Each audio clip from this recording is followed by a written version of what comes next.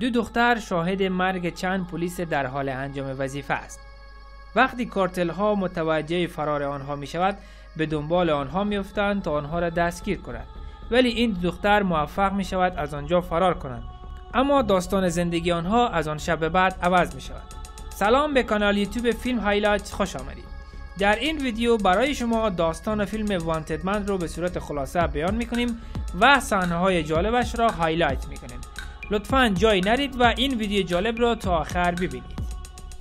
یک پلیس با سابقه و حرفه‌ای آمریکایی وقتی در حال انجام وظیفه است و می‌خواهد مهاجرین غیرقانونی را دستگیر کند، کسی از او فیلم می‌گیرد و به خاطر خشونت بیش از حد مورد انتقاد قرار می‌گیرد که هم برای خودش و هم برای اداره پلیس مشکل درست می‌کند که باعث می‌شود تا اطلاع ثانوی وظیفه انجام ندهد.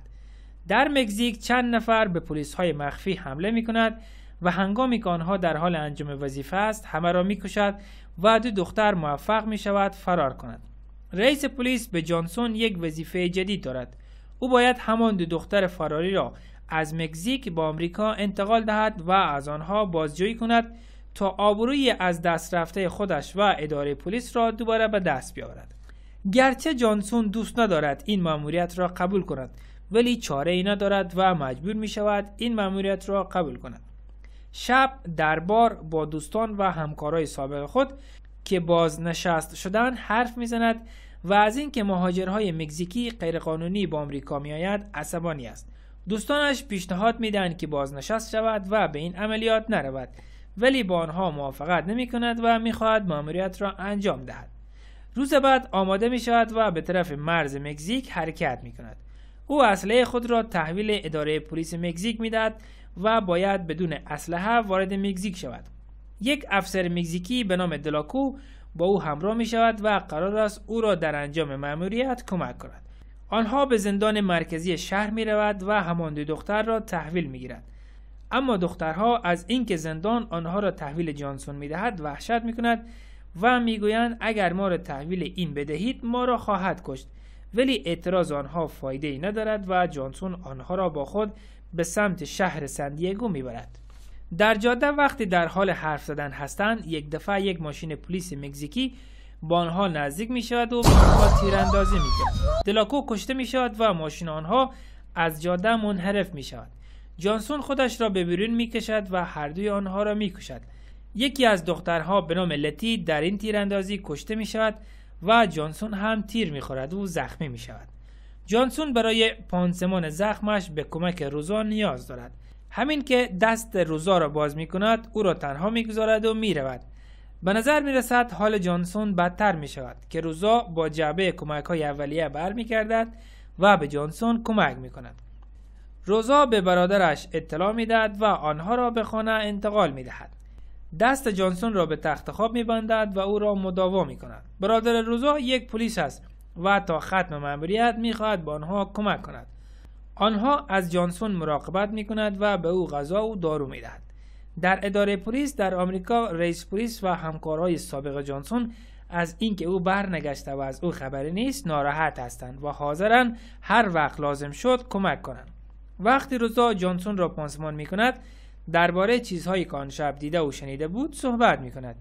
او میگوید که آنها کارتل‌های مکزیکی نبودند بلکه پلیس‌های آمریکایی بودند و همکارهای خود را کشتند و حالا دنبال روزا است، زیرا او چیزهایی شنیده و دیده که نباید این اتفاق میافتاد.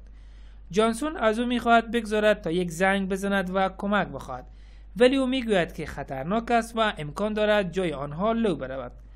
بالاخره روزا به جانسون اجازه میدهد به رئیس پلیس زنگ بزند و در مورد مأموریت خبر بدهد و درخواست کمک کند. رئیس پلیس از جانسون میخواهد که خودش را به کنسولگری آمریکا برساند. وقت جانسون درباره اتفاق آن شب به رئیس پلیس میگوید که روزا دیده آنها کارتل های مکزیکی نبودند بلکه پلیس های آمریکایی بودند. رئیس پلیس از شنیدن این حرف تعجب میکند. بعد به جانسون میگوید که برای 1 یا 2 روز دیگر هم همانجا بماند تا در این باره فکر کند و راهی پیدا کند. تلفن را قطع میکند. جانسون با خانواده روزا در حال غذا خوردن است و از اینکه روزا را نجات داده از او تشکری میکند. برادر روزا نمیگذارد جانسون قبل از اینکه حالش بهتر شود آنجا را ترک کند. و او نمیگذارد روزا را هم با خودش ببرد. آنها متوجه می شود افراد مسلحی بیرون از خانه آنها هستند و میخواهند روزا و جانسون را با خودشان ببرد، ولی آنها موافقت نمی کند و بین آنها درگیری شروع می شود. دست جانسون که به تخت خواب بسته است و نمی تواند حرکتی بکند. یکی از افراد دشمن میخواهد او را بکشد که ناگهان برادر روزا به کمک او میآید و او را نجات میدهد، ولی از پشت سرش به او تیراندازی می شود و کشته می شود. جانسون کلید دستبند را از دست او بر می دارد و خودش را آزاد می کند. او جان روزا و مادرش را هم نجات می دهد و کارتل ها را می کشد. آنها باید آن محل را ترک کنند زیرا موقعیت آنها لو رفته و دیگر امن نیست. روزا با خانواده خود خداحافظی می کند و آنجا را ترک می کند. جانسون دوباره می خواهد به رئیس خود زنگ بزند و موقعیت جدید خودش را خبر بدهد، ولی روزا نمیگذارد زیرا این کار امن نیست. روزا راه حل دیگری دارد. او یک قاچاقبر را پیدا می کند که آنها را از مرز رد کند. شب جانسون و روزا هتل می گیرند و با هم گفتگو می کنند. یک دفعه در اتاق زده می شود و می بیند که همکارش به دیدنش آمده. تعجب می کند که چطور آدرسش را پیدا کرده. او می گوید از شگرد قدیمی خودش استفاده کرده و کار سختی نبوده. بعد می بیند که بیرون اتاق چند تا از همکارای سابق او هم آمدند. جانسون روزا را متقاعد می کند تا با آنها برود زیرا او می تواند آنها را از مرز مکزیک وارد آمریکا کند. آنها جانسون و روزا را با خود می برند که روزا با دو دوست دیگر جانسون هم معرفی می شود. در بین راه روزا به مسیر شک می کند و مدام به اطراف نگاه می کند. بعد متوجه می شود صدای دوست جانسون که جلوی ماشین نشسته است برایش آشنا است که یک دفعه می فهمد صدای همان کسی است که آن شب می خواست او را بکشد.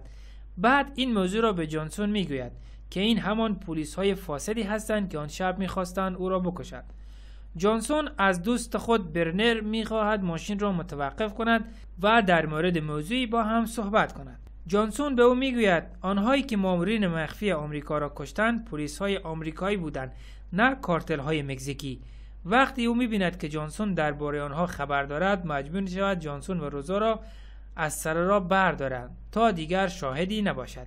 یکی از آنها نمیخواهد برنر جانسون را بکشد و مانع او می شود که تیر به خودش می خورد و کشته می شود.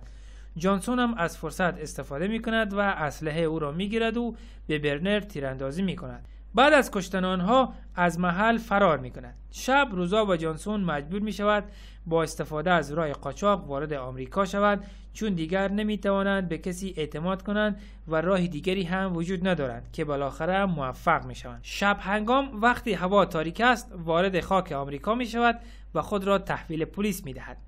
5 ماه بعد وقتی اوضاع خوب می شود جانسون از اینکه کار را توانسته به خوبی انجام دهد و پلیس های فاسد را از بین ببرد و جان روزا را هم نجات دهد مورد تشویق قرار می گیرد، ترفیع می گیرد و مدال افتخار هم به دست می آورد.